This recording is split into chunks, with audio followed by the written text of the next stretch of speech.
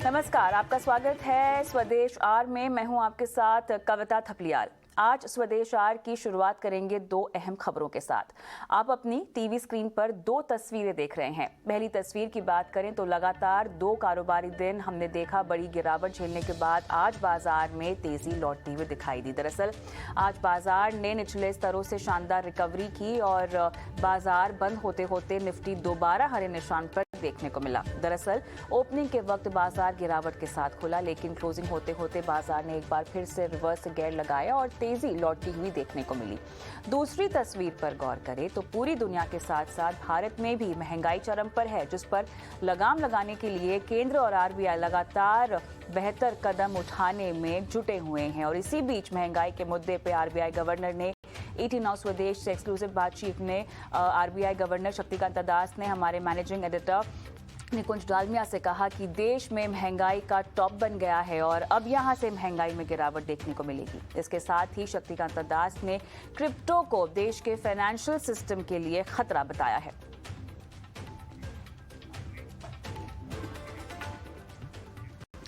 अब बात बाजार की करते हैं, जहां से आज राहत की खबर आई है। आज बाजार ने निचले स्तरों से शानदार रिकवरी दिखाई है और लगातार दो कारोबारी दिनों की गिरावट पर हमने ब्रेक भी लगता हुआ देखा है। बाजार का पूरा एक्शन सहयोगी मानसी दवे बता रही हैं। बिल्कुल, तो देखिए बाजार में कहाँ 17,374 के लोज हमने देखे थे, वहाँ से सीधा 17,600 के पार मार्केट्स में अच्छी मजबूती के बीच ट्रेड्स नजर आए। क्लियरली 300-350 अंकों की यहाँ पर तेजी बाजार ने निचले स्तरों से देखी। ऑफकोर्स एक डिप के साथ हमने ओपनिंग जरूर देखी थी, लेकिन उसके बाद बाजार ने जो रिकवरी अटेम्प्ट की वो काबिले तारीफ थी और उसके बाद आखिरी मिनटों में तो बाजार में शानदार धुआंधार एक्शन हमने देखा। इस बीच स्टॉक स्पेसिफिक एक्शन की अगर बात करें, शुरुआत आइशर मोटर्स से करना चाहेंगे क्योंकि कंपनी के एक एजीएम भी है जिसके चलते फोकस में और ब्रोकरेजेस के बुलिश रडार पर हैं। सीएलएसए की एक पॉजिटिव रिपोर्ट आई आइशर मोटर्स पर, उसके ठीक बाद हमने देखा स्टॉक में अच्छी मजबूती के बीच दिन भर ट्रेड्स नजर आए। अच्छी तेजी पर करीब 3% की बढ़त पर यह स्टॉक क्लोज होता हुआ।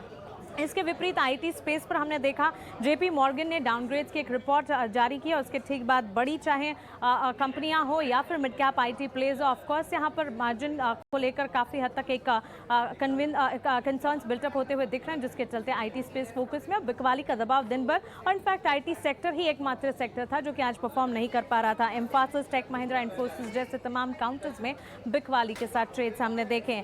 वहीं आरबीएल बैंक में फंड रेजिंग को लेकर कुछ खबरें आती हुई दिखी और बोर्ड में मैनेजमेंट में कुछ चेंजेस की भी खबरें थी, जिसके चलते यहां पर आरबीएल बैंक में करीब 5% की बढ़त के साथ हमने ट्रेड दिन भर देखे और ये तेजी जो है वो इंटैक्ट भी रही। डोमेस्टिक राइस स्टॉक्स की अगर बात करें, राइस प्राइसेस में पिछले 10 दिनों में करीब 7% की बढ़त देखने को मिली है, जिसके चलते एलटी फूड्स और केआरबीएल जैसे स्टॉक में अच्छी मजबूती, करीब 4 से लेकर 8% की तेजी इन तमाम स्टॉक्स में आज के सत्र में हमने देखी। अगर सबसे ज़्यादा कंट्रीब्यूशन की बात करें या फिर सबसे ज़्यादा इस तेज़ी में किसने कंट्रीब्यूट किया इसकी बात करें, रिलायंस के स्टॉक ने आज बाजार को तेज़ी प्रदान करने का काम किया। इसके ठीक पीछे ICICI bank, Mahindra and Mahindra, SBI, Bajaj twins में भी मजबूती के साथ ट्रेड्स हमने देखे। आईटी स्पेस की दिग्गज कंपनियों ने आज परफॉर्म नहीं किया। इन्फोसिस, टीसीएस में बिकवाली थी। एचडीएफसी बैंक, एचसीएल और साथ ही एचसीएल टेक्नोलॉजीज में लाल निशान के साथ ट्रेड्स हमने देखे। वहीं अगर सेक्टर स्पेसिफिक बाजार को देखेंगे, सिर्फ आईटी सेक्टर को छोड़ दें, उसके अलावा निजी बैंक क्षेत्र, सरकारी बैंक क्षेत्र, फार्मा, एफएमसीजी, रियल एस्टेट, हर तरफ हमने अच्छी मजबूती के बीच ही ट्रेड देखें। तो क्लियरली एक पावर पैक दिन और अच्छी तेजी के बीच दिन भर बाजार ने ट्रेड कर दिखाया और आखिरी मिनटों में तो ये तेजी जो है वो बढ़िया बढ़त के साथ अच्छी क्लोजिंग की तरफ हमें ले गई।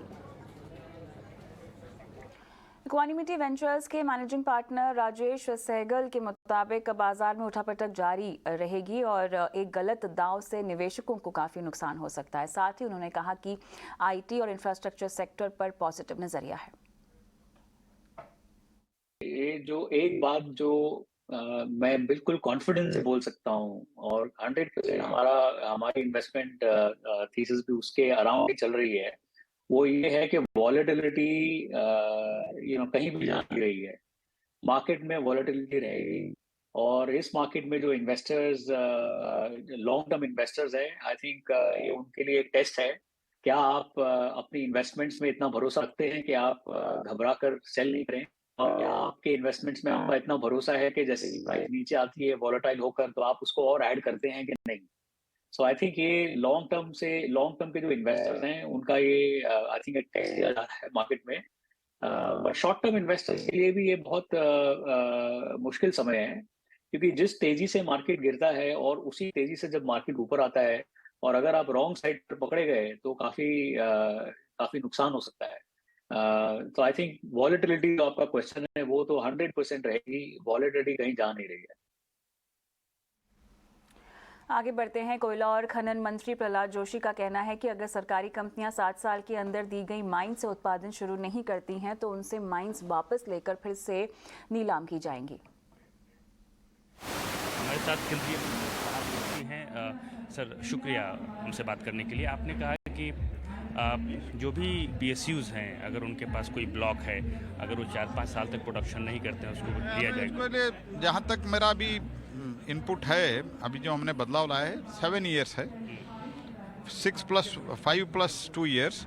उसमें अगर वो नहीं करते तो और क्या करना, देश का संपत्ति है, हम उसको वापस लेके ऑक्शन करेंगे। ओके, कोल प्रोडक्शन की जहाँ तक बात है, तो जो चुनौतियाँ अभी थी 2 महीने पहले तक, उसके बारे में आपका क्या कहना है? क्योंकि प्रोडक्शन में बढ़ोतरी हुई है, प्रोडक्शन में बढ़ोतरी हुआ है और रिकॉर्ड प्रोडक्शन हुआ है, और नेक्स्ट ईयर से हमारा सोच ये है कि पूरा जो सब्स्टिट्यूटेबल कोल है वो इंपोर्ट बंद करना हमारा सोच है।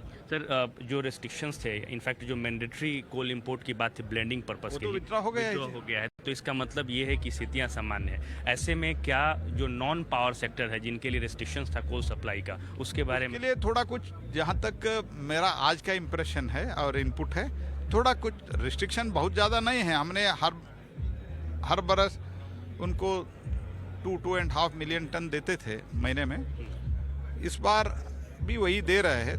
डिमांड ज़्यादा है, वो भी डिमांड हम पूरा मीट आउट करने के लिए कोशिश करें। हमारे संवाददाता प्रकाश प्रियदर्शी ने NMDC के CMD सुमित दवे से आयरन ओर के उत्पादन को लेकर एक्सक्लूसिव बातचीत की है। आइए उसके अंश आपको सुनाते हैं। हमारे साथ NMDC चेयरमैन है सर ET नाउ स्वदेश से बात करने के लिए आपका शुक्रिया।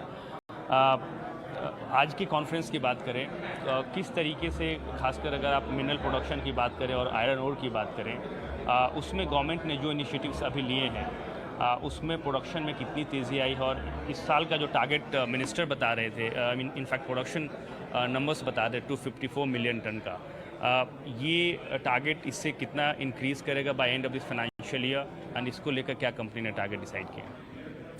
तो पहले चीज़ ये है कि जो सरकार ने 2015 के बाद में जो MMDR एक्ट में अमेंडमेंट्स किए हैं, उसे आप अगर देखा जाए तो प्रोडक्शन जो है, जो पुरानी बंद माइंस थी वो सब चालू हो गए, काफ़ी चालू हो चुके हैं।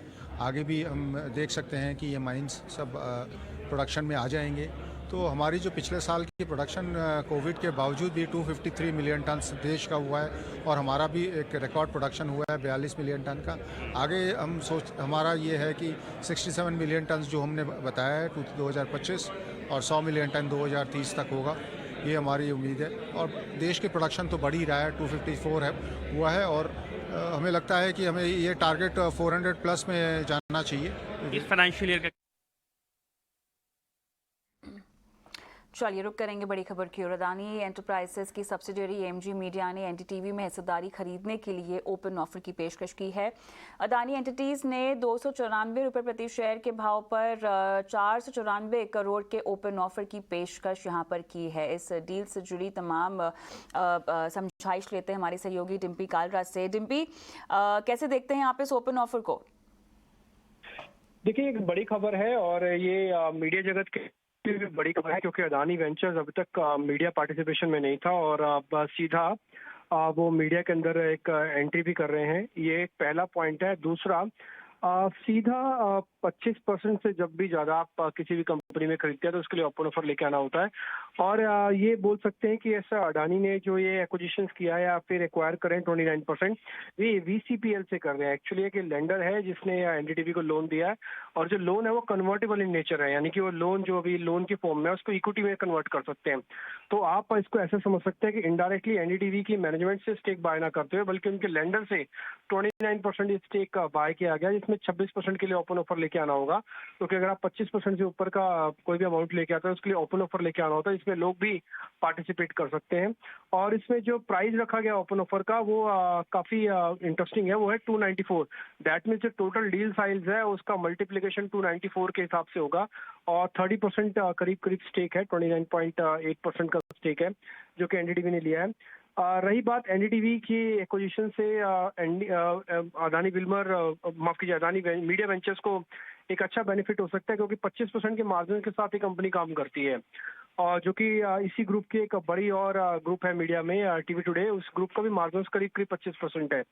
तो एक ये अच्छा सौदा कह सकते हैं। 294 के रेट पे एक्विजिशन है ये, और ये 29% हिस्सेदारी खरीदी गई। इसके लिए 26% का ओपन ऑफर आएगा। ये ओपन ऑफर की डेट अभी डिक्लेयर नहीं है, जैसे ओपन ऑफर आएगा तो उसके बारे में इसकी जानकारी आ जाएगी, लेकिन ये सक्सेसफुल ही रहेगा क्योंकि इसके अंदर मेजोरिटी स्टेक अब अडानी ग्रुप का होगा। आने वाले वक्त में डिम्पी, अगर हम इस डील को गौर करके चलना चाहें तो ऐसी कौन कौन सी डेवलपमेंट्स होंगी, नंबर्स होंगे जिनका आपको इंतजार होगा, जिन पर आप गौर से बारीकी से नजर बनाए रखेंगे? देखिए, एनडीटीवी एक लिस्टेड कंपनी है, तो उससे जुड़े हुए जितने भी नंबर्स हैं, जैसे कि मार्जिन है, प्रॉफिटेबिलिटी है और इनका एड सेल्स, तो सारा का सारा कंपनी ऑलरेडी पहले ही बैलेंस शीट्स जो है बॉम्बे स्टॉक एक्सचेंज को और सभी एक्सचेंजेस को प्रोवाइड करती है। तो अब क्योंकि अडानी के एक्विजिशन होने के बाद अब ये देखना पड़ेगा कि अगर ये एक्विजिशन कंप्लीट होता है अगर कैपेक्स कितना करता है, यानी कि इसका एक्सपेंशन कितना होगा, क्या इसी फ्रंट से चलाया जाएगा, क्या इसके अंदर और पैसा डाल के इस चैनल को और बड़ा किया जाएगा, इसमें और कितने मॉड्यूल्स लेके आ जाएंगे। और एक बात और है कि आज ही हम सुबह निकुल से भी बातचीत कर रहे थे, तो पहले 6 महीने और दूसरे के 6 महीने में मीडिया का बहुत फर्क होता है। ये जो लास्ट के 6 महीने होते हैं, सेकंड हाफ जिसको हम बोलते हैं, टिपिकली अच्छे एड रेवेन्यू के लिए माने जाते हैं, क्योंकि इसमें फेस्टिवल सीजन होता है, क्लोजिंग ऑफ कैलेंडर ईयर होता है। तो ये एक अच्छा समय भी है एक्विजिशंस करने का, क्योंकि अगले 6 महीने रेवेन्यू कैपेक्स का हमको देखना होगा कि उसमें कैपेक्स कितने करते हैं। हालांकि जैसे मैंने आपको शुरुआत में भी कहा कि इसके मार्जिन्स काफी अच्छे हैं, करीब 25% के आसपास का, और मार्केट इसको इसलिए भी अच्छा समझ रहा है क्योंकि भाव अच्छे हैं। 294 का ओपन ऑफर है जो कि 20% के डिस्काउंट पर है। अगर आप मौजूदा भाव देखेंगे तो 350 के ऊपर का रेट है आज का, और इन्होंने जो एक्विजिशन एक्वायर कर रहे हैं ये 294 के रेट पे कर रहे हैं। तो दो चीजें बड़ी इंपॉर्टेंट है। और जो आपने सवाल पूछा कि आगे क्या देखेंगे, वो देखेंगे सबसे पहले कैपेक्स, वो देखेंगे आगे चल के एक्सपेंशन, किस किस जगह पर किस किस वर्टिकल में एक्सपेंड करते हैं, वो सारे हाई एंड वर्टिकल्स हैं। डिजिटल में कितना पैसा इनका आएगा, एनडीटीवी के डिजिटल डिवीजन में भी उनका काफी बड़ा स्टेक है।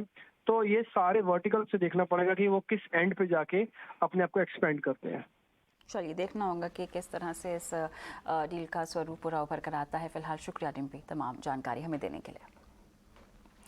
आगे बढ़ेंगे। स्पाइस जेट की इंटरनेशनल स्पेस में अपने पंख फैलाने की योजना है। 18 स्वदेश से एक्सक्लूसिव बातचीत में स्पाइस जेट के सीएमडी अजय सिंह ने कहा है कि भारत को इंटरनेशनल हब बनाने की जरूरत है।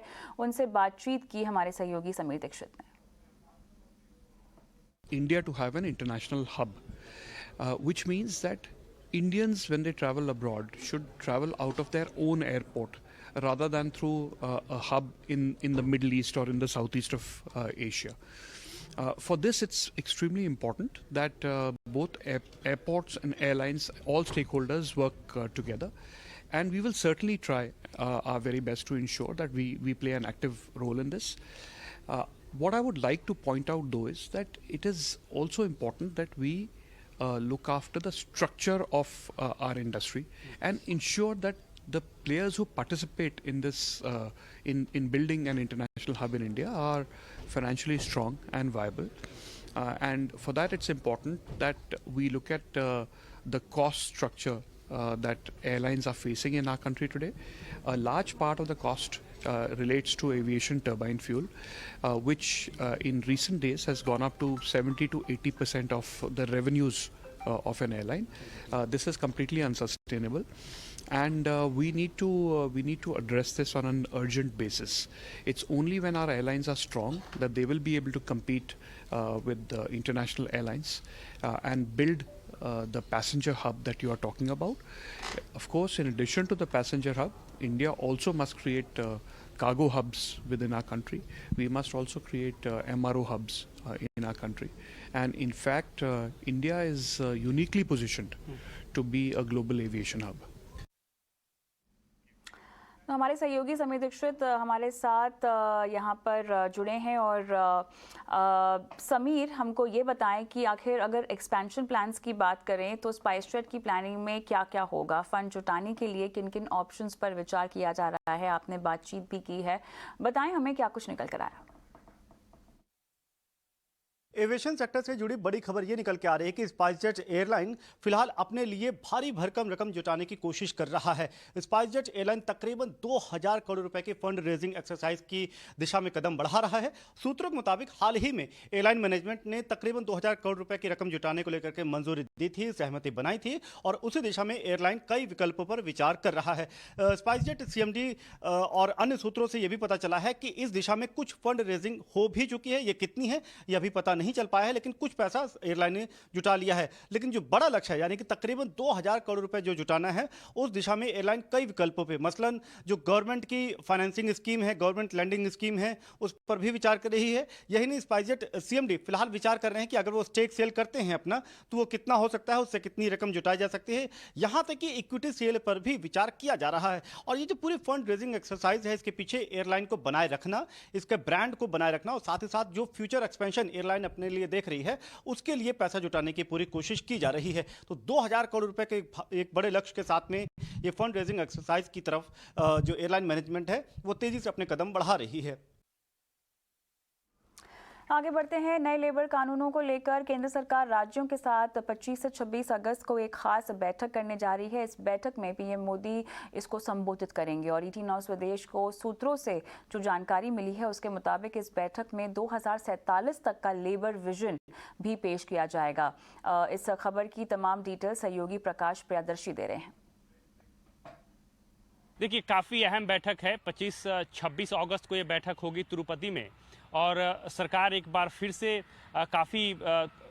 काफ़ी गंभीरता से ये प्रयास कर रही है कि इन कानूनों को देश भर में एक साथ लागू किया जाए। जैसा कि आपको पता है 2 साल से ज़्यादा के वक्त हो गए हैं जब संसद से इन कानूनों को मंजूरी मिली थी, लेकिन नियम बनाने की प्रक्रिया अभी भी चल रही है और इसको लागू नहीं किया जा सका है। लिहाजा 25-26 को राज्यों के साथ, राज्यों के जो लेबर मिनिस्टर्स हैं उनके साथ ये बैठक होने जा रही है। वर्चुअल तरीके से प्रधानमंत्री 25 अगस्त को इस बैठक को संबोधित करेंगे और इसमें तमाम वो प्रावधान जिस पर राज्यों को ऐतराज है उस पर सहमति बनाने के प्रयास किए जाएंगे। कुछ राज्यों को इंडस्ट्रियल कोड के उस प्रावधान पर ऐतराज है जिसमें कंपनी बंद करने को लेकर और साथ ही साथ एम्प्लॉयज़ की छटनी को लेकर जो प्रावधान किया गया है कि जिसमें मिनिमम जो थ्रेशोल्ड है कंपनी एम्प्लॉयज़ की उसको बढ़ाकर 300 कर दिया गया है, जो कि इस वक्त 100 है। इस पर कुछ राज्यों को ऐतराज है, लिहाजा इसके समाधान निकाले जा सकते हैं। अच्छी बात यह है कि वेज कोड पर इंडस्ट्री को कुछ ऐतराज था जिसमें 50% अलाउंसेस का जो क्लॉज था उस पर सहमति बन गई है। कल एक अहम बैठक मिनिस्ट्री के अंदर हुई इंडस्ट्री के साथ जिस पर सहमति बन गई है और अब ये प्रयास किए जा रहे हैं कि राज्यों को जिन प्रावधानों पर ऐतराज है उसका समाधान निकाल लिया जाए और देश भर में एक ही साथ इन कानूनों को लागू किया जाए। इसके अलावा कुछ और भी मुद्दे हैं जिस पर चर्चा होगी। मसलन अगर ये कानून लागू होते हैं तो उसके लिए डेडिकेटेड पोर्टल बनाने की ज़रूरत है, नियमों को अच्छे तरीके से उस पर डालने की ज़रूरत है, उसको समझाने की ज़रूरत है और साथ ही साथ वो कौन कौन से ऐसी मोडालिटीज़ हो सकती हैं जिसको राज्यों को पालन करना है। ये तमाम ऐसे मसले हैं जिस पर चर्चा होगी। साथ ही साथ जो ई श्रम पोर्टल है उसके इंटीग्रेशन की बात है। मसलन कि जो राज्य की सेवाएँ हैं या जो सेंट्रल गवर्नमेंट की सेवाएँ हैं उसको एक ही पोर्टल पर डाला जाए ताकि श्रमिकों को इसका फ़ायदा हो। इस मसले पर चर्चा होगी। वुमेन पार्टिसिपेशन कैसे बढ़ाई जाए टोटल वर्कफोर्स में अगले 25 सालों के अंदर, उसको बढ़ाकर सरकार 50% तक करना चाहती है, उसकी रणनीति बनेगी। साथ ही साथ इस पूरी बैठक को श्रमेव जयते का नाम दिया गया है, जिसके तहत 2047 तक जो लेबर कानून हो कैसे हो, लेबर मार्केट हो कैसा हो, इसका विज़न जो है वो तय किया जाएगा और इस पर राज्यों के साथ सहमति बनाई जाएगी। तो काफ़ी अहम बैठक है और उम्मीद ये की जा रही है कि इस बैठक के बाद सहमति बन जाएगी इन कानूनों पर और देश भर में इसको लागू करने का रास्ता जो है वो साफ होगा। राजनीतिक पार्टियों के मुफ्त वादों के खिलाफ सुप्रीम कोर्ट में दायर याचिका पर करीब 45 मिनट सुनवाई हुई। कोर्ट ने सुनवाई के दौरान संकेत दिए हैं कि केस को बड़ी बेंच में भेजा जा सकता है। साथ ही कोर्ट ने यह भी कहा है कि मुफ्त रेवड़ी कल्चर वाकई डिबेट का मुद्दा है। और इसके अलावा सुनवाई के दौरान वकील विकास सिंह ने दलील पेश करते हुए कहा कि मुफ्त वादों के कारण देश दिवालिया होने की स्थिति में है। आपको बता दें कि मामले में अगली सुनवाई कल यानी 24 अगस्त को होगी।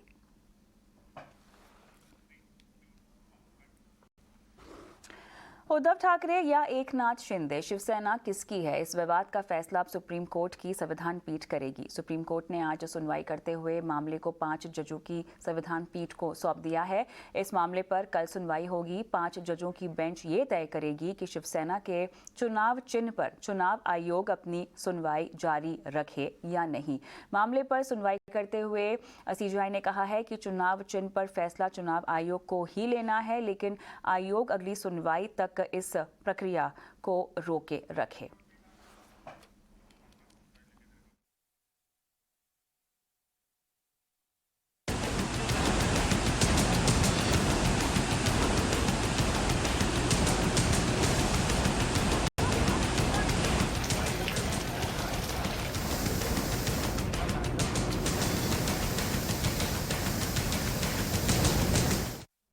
देश में भारी बारिश ने कहर बरपा रखा है। अगस्त में आसमान से आफत बरस रही है। राजस्थान और मध्य प्रदेश का हाल सबसे बुरा है। राजस्थान में 200 और एमपी में 50 डैम ओवरफ्लो हो रहे हैं। पहाड़ों पर भी हालात खराब होते दिखाई दे रहे हैं। यही नहीं, वाराणसी और प्रयागराज में भी गंगा उफान पर है। बाढ़ के पानी ने बस्तियों को घेर लिया है। निचले इलाके में पानी में पूरे निचले इलाके डूबे हुए हैं और अभी भी देश के कई हिस्सों में भारी बारिश के आसार हैं। मौसम विभाग ने अलर्ट जारी किया है।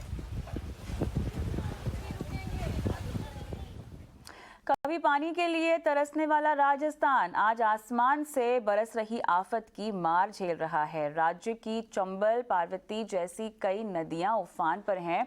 बांध लबालब भर गए हैं। चंबल नदी पर बने 4 बांधों के गेट को खोलना पड़ा है। कोटा, उधमपुर में जमकर बारिश हो रही है, जिसके चलते वहां बाढ़ जैसे हालात बन गए हैं। यहाँ कई गांव पानी से घिर गए हैं। जैसलमेर, बाड़मेर, जालौर, जोधपुर जैसे इलाकों में येलो अलर्ट जारी किया गया है।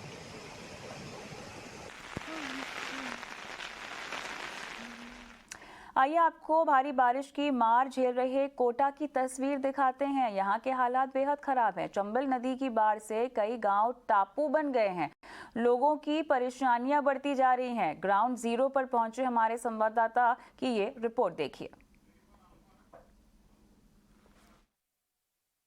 अपने वीजे के जरिए देखिए कुछ लोगों को अभी रेस्क्यू करके लाया गया है और ट्रकों में लेकर जाया जा रहा है और तकरीबन 150 से अधिक लोग और फंसे हुए हैं। और हम जा रहे हैं इस वक्त उसी जगह पर जहां पर लोग फंसे हुए हैं। करीब 2.5 से 3 किलोमीटर का सफर एसडीआरएफ और पुलिस की और सिविल डिफेंस की टीम तय करती है और वहां पहुंचती है और उनको लेकर के आती है। देखिए ये स्टार्ट होने वाला है, यहाँ से शुरू हो जाएगा और फिर उस तरफ वहां तस्वीरें आप देखिए, खंबे जो हैं वो कितने डूबे हुए हैं। तस्वीरों में आप देख सकते हैं, ये मैं दिखाने की कोशिश कर रहा हूं आपको। यहाँ देखिए इस तरफ ये खंबे जो हैं वो डूबे हुए हैं और पानी जो है बहाव आप देख सकते हैं कितना ज्यादा है। वो जो गांव मैं आपको दिखाने की कोशिश कर रहा हूं उस तरफ वो जो गांव है वो पूरा डूब क्षेत्र में आ गया है और वहां टीम जा रही है और ये टीम वहां से उन लोगों को लेकर आएगी। तकरीबन 150 लोग बताए जा रहे हैं जो फंसे हुए हैं। वहां एक स्कूल भी है, वो भी पूरा डूब गया और उस स्कूल के जो टीचर हैं वो यहाँ पर हैं। देखिए उनसे हम बात कर सकते हैं। सर एक चीज बताइए, आप कहाँ जा रहे हैं अभी? सर हम हमारे स्कूल जा रहे हैं, वहाँ पर स्कूल के डॉक्यूमेंट्स हैं, कुछ जरूरी सामान है, उनको सुरक्षित जगह पर रखने की कोशिश कर रहे हैं। तो और कंप्यूटर वगैरह भी बता रहे हैं आप? हाँ, कंप्यूटर सेट भी हैं 2, वो भी नीचे रखे हुए हैं, उनको भी सुरक्षित जगह में रखेंगे। अच्छा, आप भी वहीं जा रहे हैं? हाँ सर, जो भी संबंधित कागजात विद्यालय के हैं उनको हम सुरक्षित रखने के लिए विद्यालय जा रहे हैं एसडीआरएफ टीम के साथ। मध्य प्रदेश में लगातार बारिश के चलते नदी नाले उफान पर है। नदियां खतरे के निशान के ऊपर बह रही हैं। बांध लबालब भर चुके हैं। हालात को देखते हुए बांधों से लगातार पानी छोड़ा जा रहा है। बाढ़ग्रस्त इलाकों में फंसे लोगों को निकालने के लिए रेस्क्यू टीमें एक्शन में हैं। एनडीआरएफ और एसडीआरएफ की टीमें लगातार राहत और बचाव कार्य में जुटी हुई हैं। 8 राहत शिविर बनाए गए हैं जिसमें लोगों को ठहराया जा रहा है।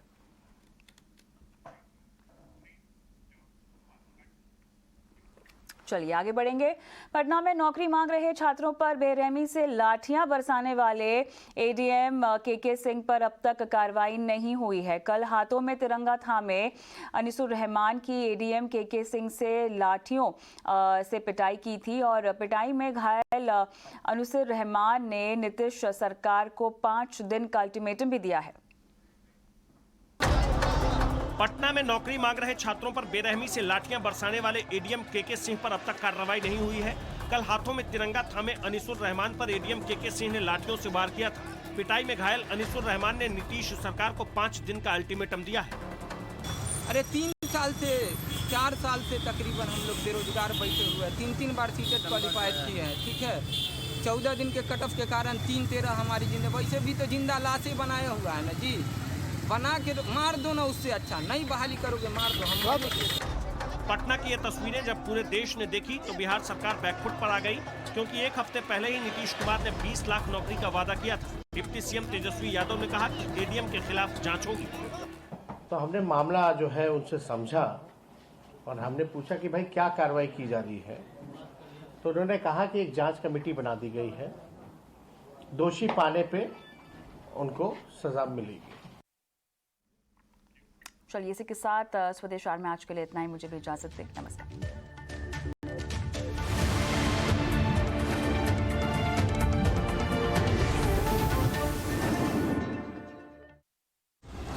In association with BSc, experience the new. बाजार आपको देता है निवेश के अनगिनत मौके। असर तब पड़ता है जब आप उन मौकों का उठाते हैं फायदा सही वक्त पर। बाजार के उतार चढ़ाव से लेकर मार्केट में उतरने की आपकी चाह तक, ट्रेडिंग और टेक्निकल्स की बारीकियों पर भी है मेरी नजर। मैं मानसी दवे, तो जुड़िए मेरे साथ, जानिए बाजार के ट्रेंड दिन भर। नाउ स्वदेश, बढ़ो देश के साथ।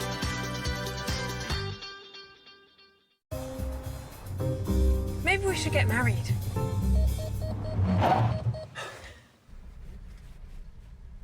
Well? MG Aster, the AI affair. वर्षों का है हमारा और आपका ये साथ, कैसे दूर रह सकते थे आपसे। जी नमस्कार, आपने याद किया और लीजिए हम फिर हाजिर हैं आपका राशिफल बताने, ग्रह नक्षत्रों का खेल समझाने और आपको यह बताने कि अपने भाग्य विधाता आप खुद हैं। देखिए ज्योतिष गुरु दीपक कपूर जी के साथ राशिफल सुबह 7:55 पर हर रोज सिर्फ टाइम्स नाउ नवभारत पर। There are some among us built differently, common by appearance but uncommon by deeds. Indians with a big heart, selflessly working to build a better India. I'm humbled by how many people around us devote themselves to the selfless and difficult task of improving the lives of others. It's every Indian's duty to discover and encourage those who are bettering India, and I support this wholeheartedly. Coming soon, Amazing Indians Awards 2022 from Times Network. An iconic property to recognize India's uncommon heroes devoted to building a better nation. Because no good deed should go unnoticed. Presenting partner Adani.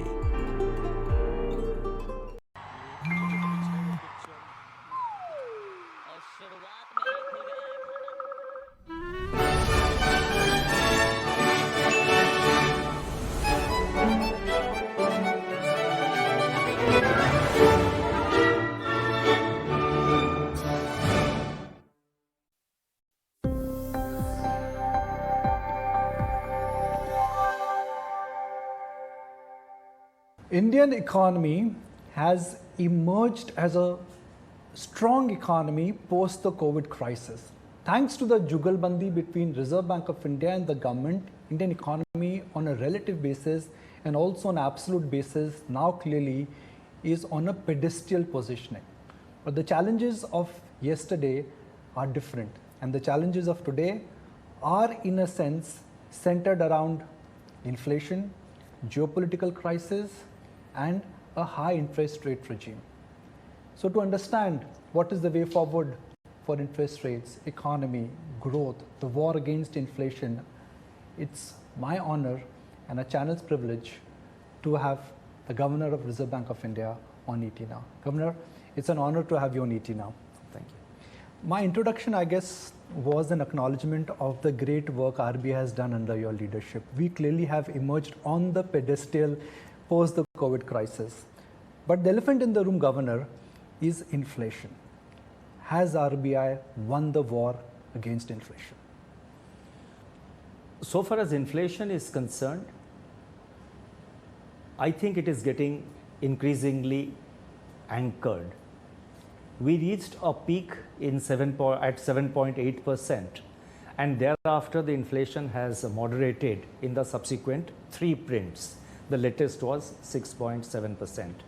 And the inflation, why I am saying inflation and inflation expectations more, are also getting anchored, is because if you see, the all around the way the various analysts and the market participants are looking at the economy. We do a survey of professional, forecasters. We do a survey of investors. We do a consumer household survey. We do a consumer survey and a household survey. Now, all the indications, all the, the survey results are pointing to the fact that inflation is, expectations around inflation are getting anchored. And the bond yields also are, especially at the long end, they're also reflecting the fact that inflation is getting anchored. Now, for example, if you look at the 10-year G-Sec, now the 10-year G-Sec, before we started, before the, the May meeting of the MPC, when we started the current rate hike cycle by 40 basis points, just before that it was around 7.1, 7.12. And today it's about 7.28. Today morning I had seen it was 7.3. Now, so therefore the, bond yields, especially at the long end, how they behave, that also is a reflective of, that is also reflective of whether inflation expectations are getting anchored. But I must also recognize that there are other important factors which are playing a role.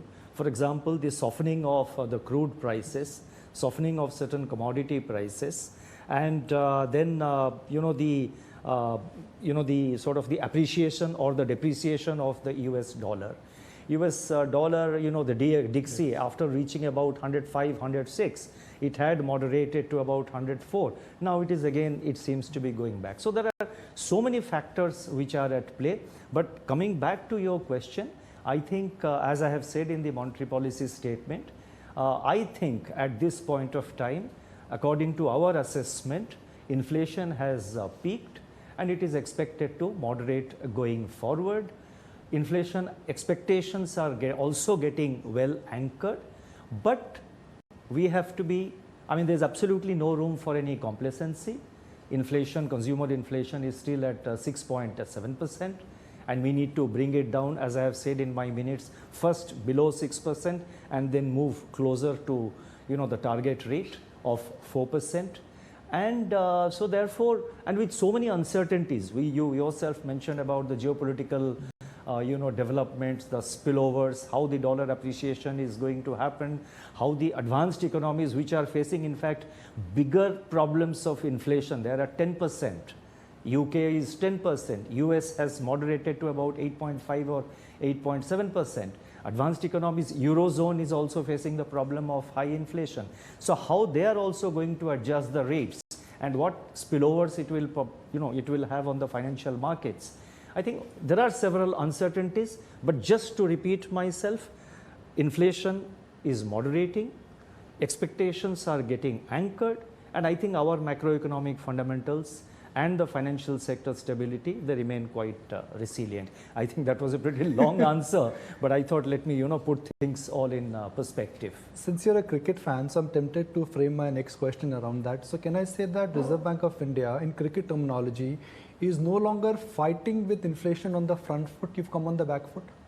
No, we always like to, choose the shot. We always like to our approach is to choose the shot. Depending on the, depending on each ball. In cricket, sometimes you have to play front foot, sometimes you have to play back foot. But by and large, in the last 2.5, 3 years, ever since the pandemic began, we have been playing in the front foot, and I think even at the current moment, we will play in the front foot, but when it is necessary, we will step back and leave out 1 or 2 balls and maybe go for a slight, a late cut. So if I have to get your definition of interest rates now, you've tightened, and that was in T20 style. Now going forward, interest rate hike, will it be a function of test match play? The T20 rate hiking cycle is behind us? Well, I will not be able to give you a forward guidance. I think that's a, very, you have put it very nicely. I mean, my compliments to you for putting it very nicely, but I will not be able to give forward guidance about our future rate actions. And people say that, you said that we played a T20 game. Now, if you actually look at it, it was, our approach has been fairly steady. It's not as if in May we cut the rates, we increased the rates by 40 basis points, then 50, then 50, in 3 installments we have done it. But look back what we did before May. In April, we introduced the SDF in lieu of the, not in lieu, but the liquidity absorption, the main instrument was the SDF, and that was at a 40 basis points higher than the reverse repo rate.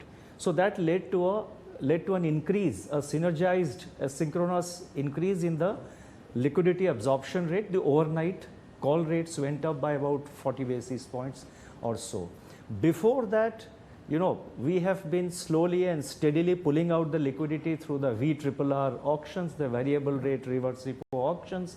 We have been pulling out quite a bit of liquidity even before that. So we were sort of, playing. Sometimes what happens is, there are certain cricketers, since you have used the analogy of cricket, let me say that I remember in the 70s when Sunil Gavaskar was at his peak, you think that he is playing a very slow game, but suddenly you find that he has scored a century. Yes. So sometimes, actions are taken rather silently, but they are not visible.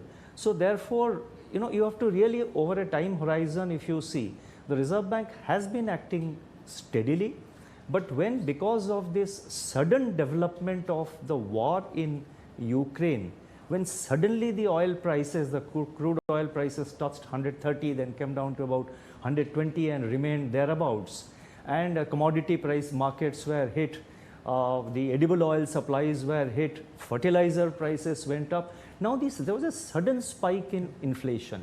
Now that sudden spike in inflation required that we increase the pace of scoring the runs. But we have been playing quite steadily. And going forward, I think the incoming data and the way the situation unfolds, as I described the inflation growth dynamics, how it, the dynamics of inflation and growth, how it plays out, that will determine our future action.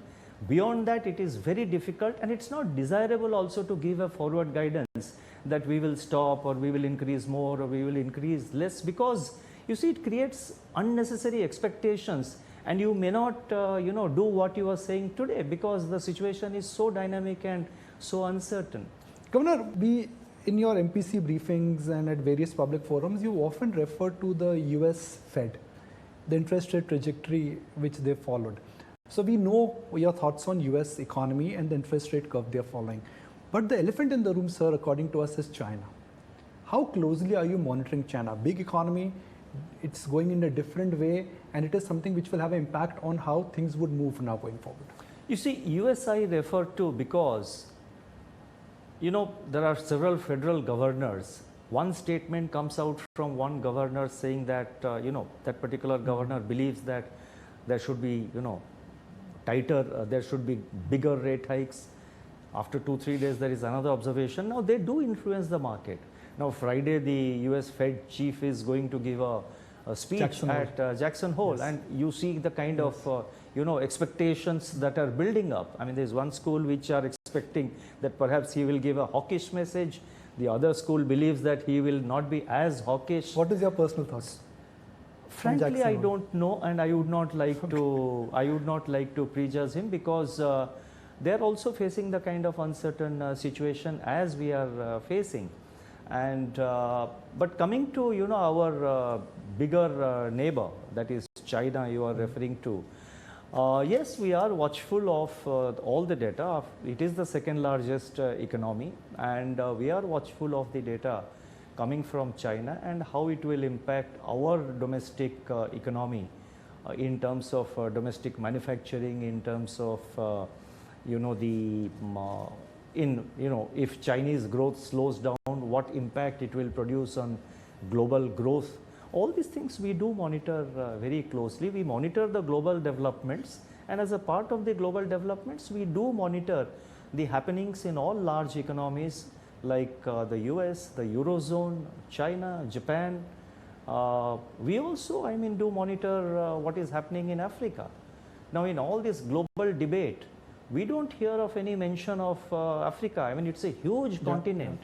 And we have to see also what is happening there. So we monitor on the global scale all the large economies, but at the same time we don't leave out any area, which may not look very important, but tomorrow if there is a food crisis in, let's say, in parts of Africa, naturally it will impact the global, the global cereal prices. For example, like when the wheat from Black Sea region, when the supplies stopped, suddenly there was a decline in the supplies. Naturally, the food prices, the cereal prices went up in Africa and all over the world. So therefore, as a part of our global monitoring, we do monitor China, Japan, Eurozone, US, all these countries.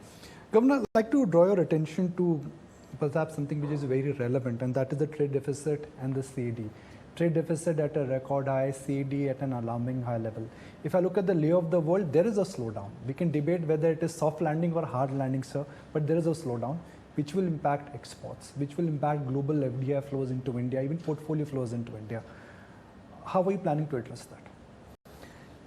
You see, according to our assessment, the CAD will be within manageable levels. On crude oil prices, today morning, of course, there has been a little bit of movement on crude oil prices. They have slightly hardened. But crude oil prices, now there are many experts internationally who are taking a position that the crude oil price will be below $100 per barrel. This was not in the realm of anybody's thinking a couple of months ago. There are institutions which are projecting $95 per barrel. We have in the Reserve Bank, in the MPC, we have assumed $105 as the average price for the current year. So therefore, according to our assessment, CAD, current account deficit, will be within manageable levels, and we will be able to finance it in a reasonably comfortable manner. And I'll just take a couple of minutes to explain why. The exports, Indian exports have picked up, and they're expected to do well in the coming months also.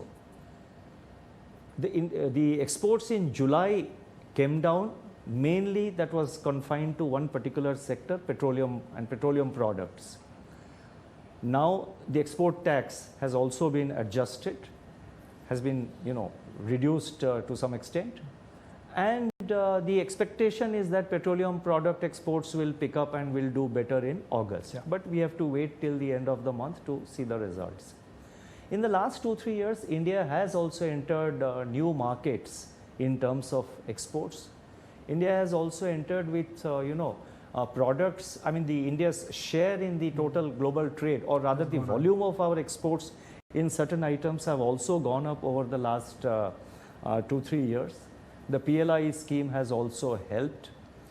And as we are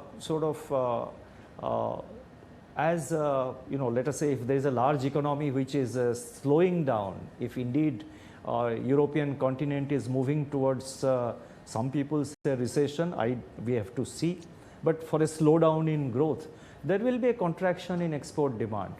But when there is a contraction in export demand, at the same time, the global supply chain is so disrupted. It is also opening up new opportunities for Indian players to get into the global value chain.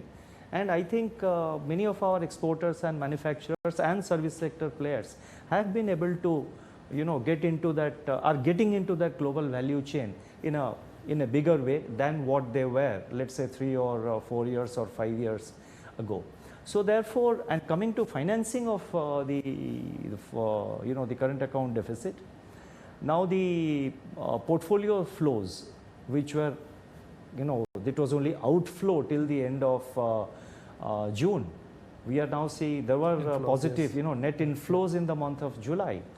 And August, from from 1st August till now, there have been consistently, there are inflows which are coming in, and that is expected to sustain. And as as I think we were having a conversation before this interview began, I think internationally, globally also, international investors are looking at India with greater optimism. Just imagine, I said this somewhere earlier also, the country has witnessed 2 major shocks, 2 black swan events for the entire world: COVID-19 pandemic and the war in Europe. Despite these 2 huge shocks, our macroeconomic fundamentals remain resilient. Our financial stability is also maintained, and growth we are expecting around, according to our projections, it is 7.2%, and inflation is moderating, capital inflows are, so there is financial stability, there is macroeconomic stability, and the country has withstood it. Not many countries around the world have done it. So therefore, I think there is greater investor interest in India. FDI has done, compared to last year, FDI has done slightly better. I think I gave the figure in the last MPC.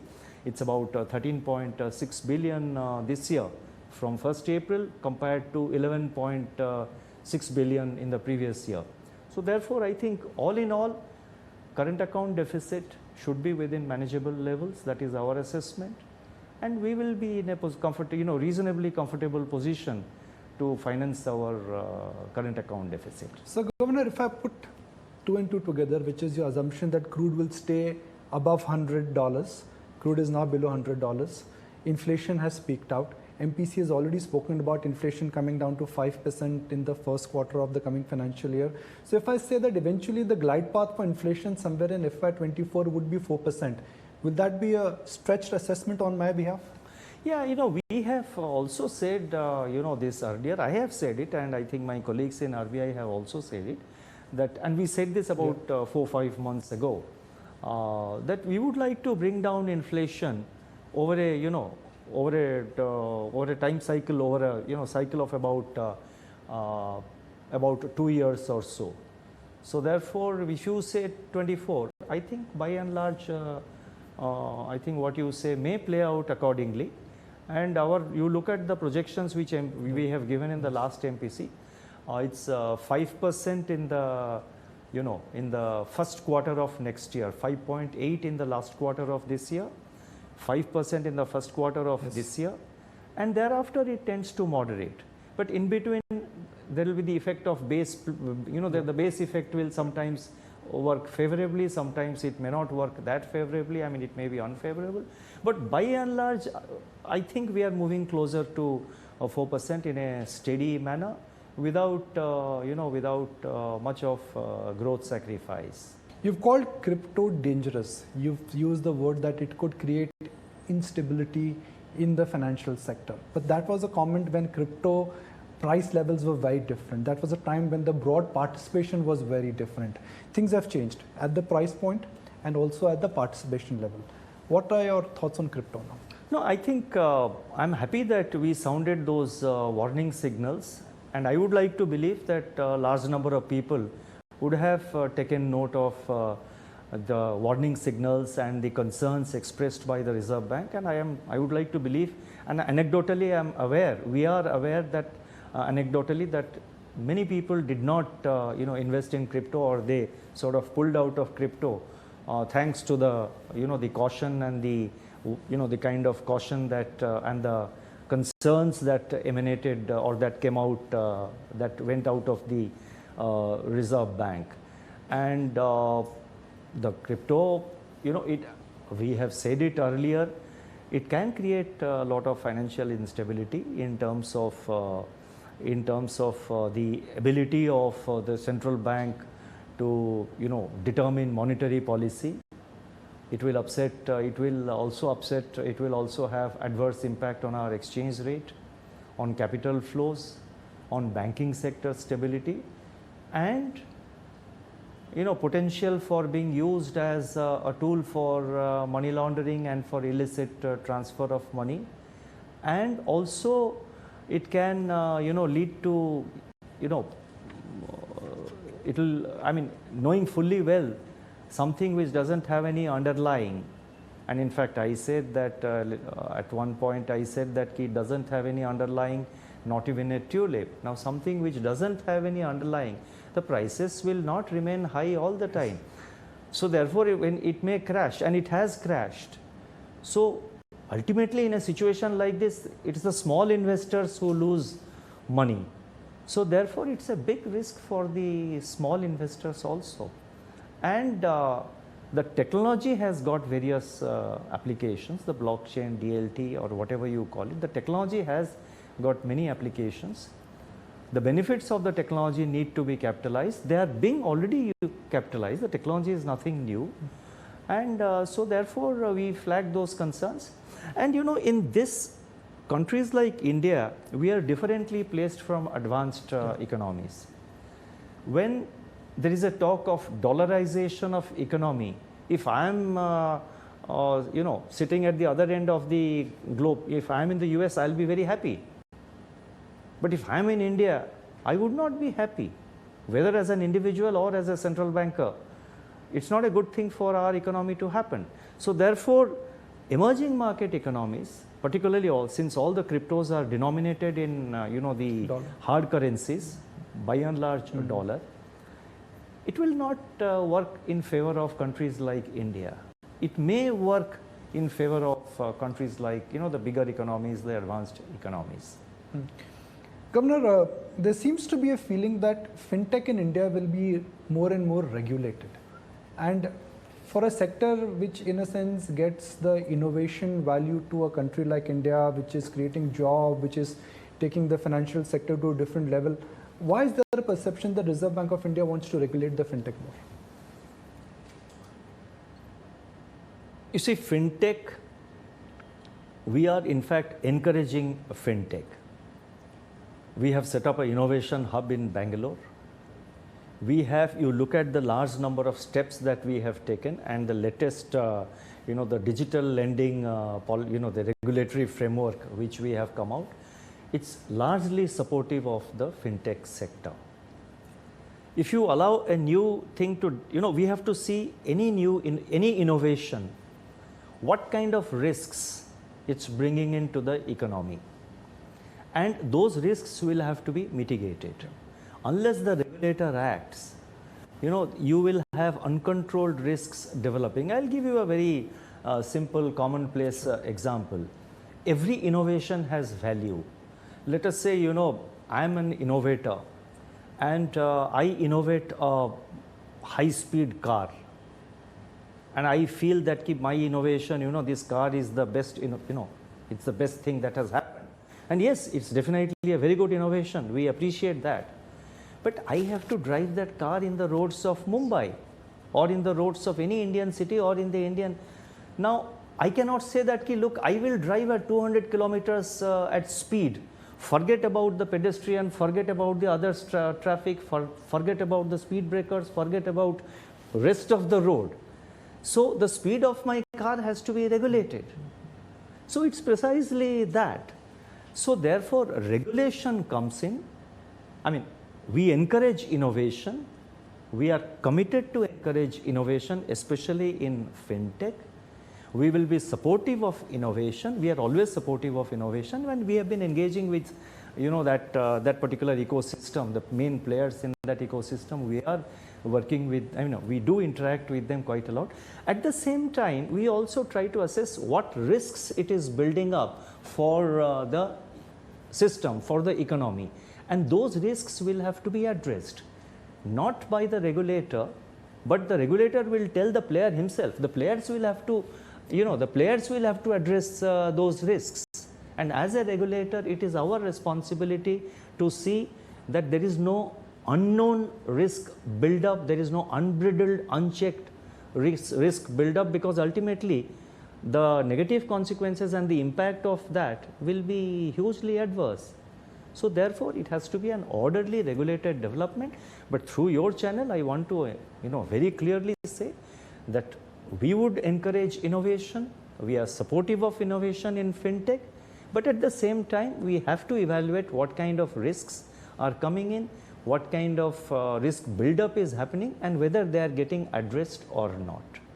Now, Reserve Bank of India recently, last week, floated a paper about whether the payment gateway UPI, should there be a charge there or not.